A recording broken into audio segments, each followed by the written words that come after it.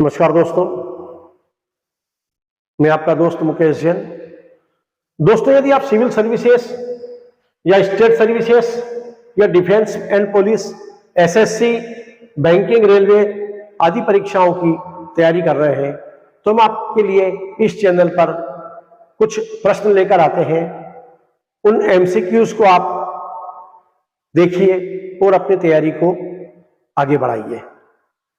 दोस्तों, यदि आपको ऑनलाइन टेस्ट सीरीज में हिस्सा लेना है तो आप एक विजिट कर सकते हैं www.examsupports.com पर, या उनका एक ऐप है एग्जाम सपोर्ट्स को आप डाउनलोड कर सकते हैं और अपनी तैयारी को प्रारंभ कर सकते हैं। चलिए हम शुरू करते हैं आज का हमारा वीडियो। दोस्तों, हमारा पहला प्रश्न है, विश्व बैंक का मुख्यालय कहां पर है?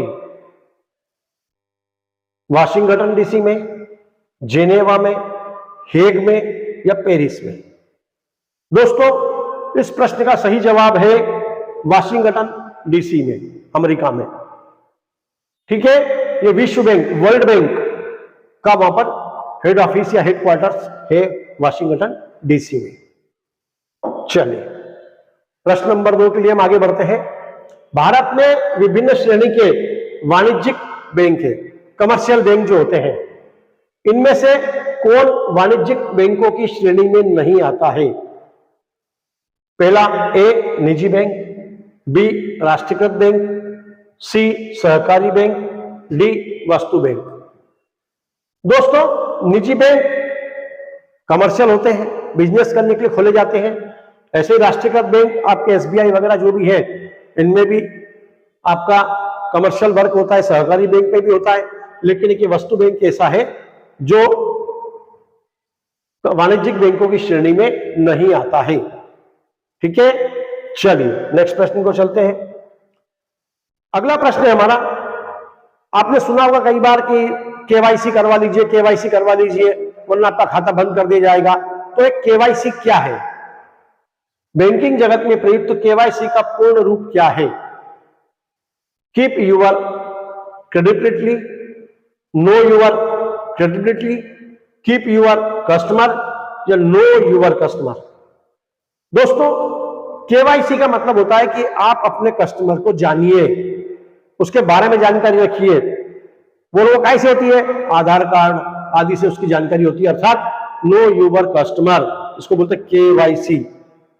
ये जो आज के 10-20 प्रश्न है, ये बैंकिंग परीक्षा के लिए अति महत्वपूर्ण है, लेकिन बाकी परीक्षाओं में भी एक एक 2-2 प्रश्न आते रहते हैं, इसलिए हमें इनको ध्यान से पढ़ना है। एक बार पढ़ोगे याद रह जाएगा, ध्यान से पढ़ना बस केवल।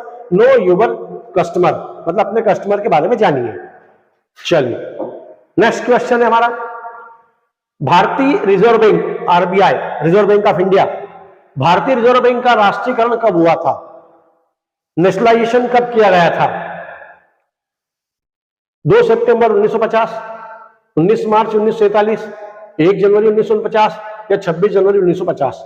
दोस्तों, ये सब प्रश्न पिछली परीक्षाओं में पूछे गए हैं, इसलिए आपको हमने एमसीक्यूज के रूप में दिया है ताकि आप समझ पाए कि ऐसे आते हैं तो आपको कंफ्यूजन नहीं होना है। इसका आंसर है 1 जनवरी 1949। ये याद रखना पड़ेगा आपको। ठीक है, 1 जनवरी 1949 को। चलिए अगला प्रश्न हमारा, जब हम कोई नया बैंक खोलते हैं तो उसके लिए हमें लाइसेंस लेना पड़ता है। तो लाइसेंस किसके द्वारा जारी किया जाता है? जो लाइसेंस होता है उसको कौन जारी करता है? राज्य सरकार करती है कि वित्त मंत्रालय करता है या भारतीय रिजर्व बैंक करता है या इनमें से कोई भी नहीं? दोस्तों, जब भी हम बैंक खोलेंगे तो बैंक को जो लाइसेंस देते हैं वो आरबीआई देता है, रिजर्व बैंक ऑफ इंडिया या भारतीय रिजर्व बैंक किसी भी बैंक को खोलने के लिए उसको लाइसेंस जारी करता है। धन शोधन क्या है? धन शोधन शुद्ध हिंदी है ये, धन शोधन। इसका मतलब धन को वैध रूप में बदलना, मतलब काले धन को सफेद रूप में, सफेद धन में बदलना, या 2 नंबर के धन को 1 नंबर बदलना, है ना? तो धन शोधन क्या है? तो नकदी का स्वर्ण परिवर्तन, या स्वर्ण का नकदी में परिवर्तन, या अवैध रूप से प्राप्त धन का परिवर्तन। मतलब अवैध धन को हमें धन जैसे सरकार कई बार ऐसी योजना लाती है कि आपके पास जितना भी जो अनडिक्लेयर्ड मनी है, मतलब अघोषित जो पैसा आपके पास है, इनकम है, उसका आप कितना परसेंट, कई बार गवर्नमेंट 30%, 40% सरकार ने लिया, वो बाकी उसको पूरा वैध कर दिया, नंबर 1 में कर दिया। तो धन का शोधन मतलब आपका अवैध रूप से प्राप्त धन जो है उसका परिवर्तन करना, ये उसका मेन उत्तर होता है, अर्थात उसको वैध करना, नंबर 2 के माल को नंबर 1 में करना। ठीक है, चलिए अगला क्वेश्चन, बॉम्बे स्टॉक एक्सचेंज का विश्व में कौन सा स्थान है? देखिए हमारे 2 स्टॉक एक्सचेंज है मेन मुख्यतः, एक तो नेशनल स्टॉक एक्सचेंज और दूसरा बॉम्बे या मुंबई स्टॉक एक्सचेंज। इसका विश्व में 10वां स्थान है। ठीक है, कौन सा स्थान है इसका? 10वां विश्व में, बॉम्बे स्टॉक एक्सचेंज का। चलिए अगला प्रश्न है, कौन सी एक इलेक्ट्रॉनिक बैंकिंग डिलीवरी चैनल नहीं है? मतलब इलेक्ट्रॉनिक बैंकिंग डिलीवरी अर्थात इलेक्ट्रॉनिक रूप से मतलब ऑनलाइन पेमेंट का भुगतान करना, तो ऐसा कौन सा चैनल नहीं है इनमें से 4 में से? तो इंटरनेट बैंकिंग में होता ही है, इंटरनेट के द्वारा बैंकिंग चलाते हम, पैसा ट्रांसफर करते हैं, आरटीजीएस करते हैं, नेफ्ट करते हैं। मोबाइल फोन बैंकिंग, हम बाजार सामान लेते हैं, मोबाइल पे क्यूआर कोड स्कैन करते हैं, पैसा डाल देते हैं। मोबाइल वैन तो चलाने गाड़ी होती है, इसलिए हमारा यह नहीं होगा मोबाइल वैन। ठीक है, टेली बैंकिंग भी होता ही है, लेकिन मोबाइल वैन जो है आपकी डिलीवरी चैनल नहीं है। चलिए अगला क्वेश्चन, बैंक प्रदान करती है, बैंक क्या प्रदान करती है? बैंक हमें क्या देती है? केंद्रीय सेवाएं देती है क्या? सेंट्रल गवर्नमेंट की जो सेवाएं वो देती है क्या हमको?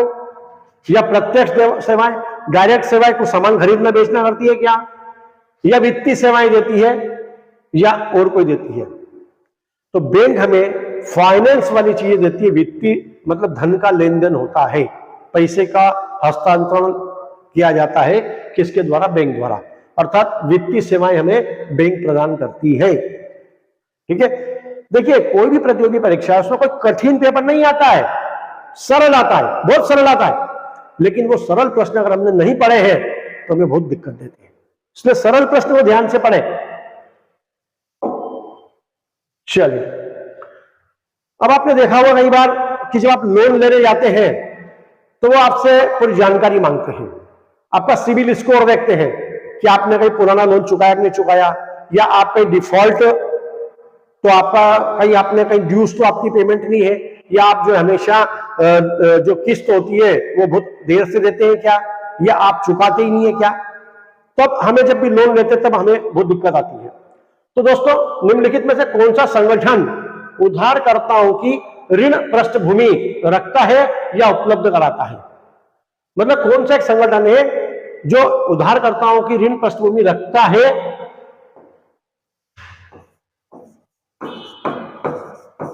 या उपलब्ध कराता है? ठीक है, तो ये जो सिबिल होता है, अपन कहते हैं अपना सिबिल स्कोर अच्छा होना चाहिए, सिबिल स्कोर अच्छा होना चाहिए, सिबिल स्कोर अच्छा होना चाहिए। जिसका सिबिल स्कोर अच्छा होता है उसको लोन में कोई दिक्कत नहीं आती है, इसलिए अपना सिबिल स्कोर ठीक रखिए। चलिए, ये India card, SBI card, city bank card, master card, ये 4 कार्ड दिए हैं। इनमें से आपको बताना है कि कौन सा एक क्रेडिट कार्ड एसोसिएशन है, मतलब संगठन है, क्रेडिट कार्ड एसोसिएशन है, एसोसिएशन मतलब संगठन है। कौन सा? Master card. ठीक है, मास्टर कार्ड क्या है? एसोसिएशन है, संगठन है, क्रेडिट कार्ड एसोसिएशन है, मास्टर कार्ड। ठीक है, चलिए आरबीआई की स्थापना कब हुई? भारतीय रिजर्व बैंक की स्थापना कब हुई? ठीक है, 1 अप्रैल 1935। आपको याद रखना है बस, 1 अप्रैल 1935। बहुत सारे 4 ऑप्शन दिए उन्होंने, लेकिन अपने को क्या याद रखना है? भारतीय रिजर्व बैंक कब स्थापित हुआ? 1 अप्रैल 1935। ठीक है, ये ए वाला इसका जो आंसर है, 1 अप्रैल 1935 को भारतीय रिजर्व बैंक का स्थापना की गई। चलिए, अब मुंबई स्टॉक एक्सचेंज, जो भी आपने बताया हमने, नेशनल स्टॉक एक्सचेंज और मुंबई स्टॉक एक्सचेंज, इसको मान्यता कब मिली सरकार से? तो इसको मान्यता मिली, ध्यान रखना, 13 अगस्त 1957 को मिली है इसको। कब मिली है इसको? मुंबई स्टॉक एक्सचेंज को मान्यता 13 अगस्त 1957, याद रहेगा, 13 अगस्त 1957 को। ठीक है, अगले वीडियो में आपको मैं एमसीक्यू नहीं लूंगा, बस केवल एक प्रश्न, फिर उसका उत्तर, प्रश्न उसका उत्तर, प्रश्न उसका उत्तर, बस, ताकि आप अच्छी तरह तैयारी कर सके, 4-4 में आप ये कंफ्यूजन नहीं हो। इसलिए अगली बार से मैं आपको एमसीक्यू बना के नहीं लाऊंगा, केवल एक एक प्रश्न उत्तर वही बनाएंगे अपन। ठीक है, चलिए, तो मुंबई स्टॉक एक्सचेंज की मान्यता कब मिली थी? 13 अगस्त 1957 को। चलिए, भारत का सबसे पहला बैंक, भारत में सबसे पहला बैंक कौन सा था? बैंक आप हिंदुस्तान भी कहते हैं या हिंदुस्तानी, हिंदुस्तान भी कहते हैं इसको, या बैंक ऑफ हिंदुस्तानी भी कहते हैं, तो ध्यान रखना, बैंक ऑफ हिंदुस्तान भारत का सबसे पहला बैंक था। ठीक है, चलिए अगला। अब ये बैंक ऑफ हिंदुस्तानी था, इसकी स्थापना कब हुई थी? बहुत पहले, 1770 में। बताओ आप, 1770 में बैंक की स्थापना हो गई थी। सोचो आप, मतलब हमारे जो पूर्वज थे वो भी कितने आगे थे, सोचो आप, मतलब कितने साल, 200 250 साल, 200 साल, 250 साल पहले बैंक की स्थापना हो गई थी, बैंक ऑफ हिंदुस्तानी की। ठीक है, चलिए, अब हमने भारतीय रिजर्व बैंक की बात करी, तो उसका मुख्यालय कहां है? भारतीय रिजर्व बैंक का मुख्यालय मुंबई में है। भारतीय रिजर्व बैंक मतलब आरबीआई, आरबीआई। ठीक है, आरबीआई का जो मुख्यालय है वो मुंबई में है, याद रहेगा आपको। चलो अगला, अब ध्यान देखना, भारतीय महिला बैंक का स्थापना कब हुई? मतलब भारतीय महिला बैंक की स्थापना कब हुई? ठीक है, भारतीय महिला बैंक मतलब महिलाओं के लिए जो बैंक बनाया गया है, इसकी स्थापना कब हुई है? ध्यान रखना, अभी हुई है 19 नवंबर 2013 में। कब हुई है? 19 नवंबर 2013 में।